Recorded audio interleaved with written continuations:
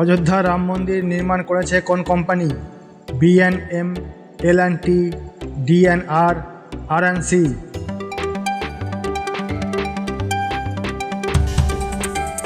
আর সঠিক উত্তরটি হলো অপশান বি, এল&টি। অযোধ্যা কোন নদীর তীরে অবস্থিত?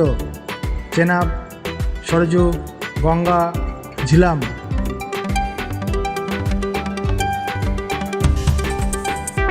আর সঠিক উত্তরটি হলো অপশান বি, সরজু।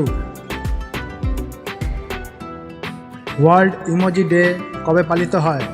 5ই এপ্রিল, 12ই মে, 23শে জুন, 17ই জুলাই।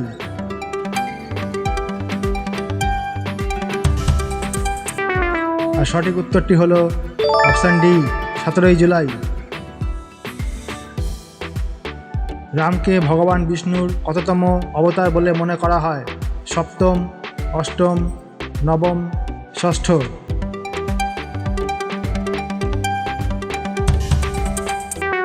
আর সঠিক উত্তরটি হলো অপশান এ, 7ম।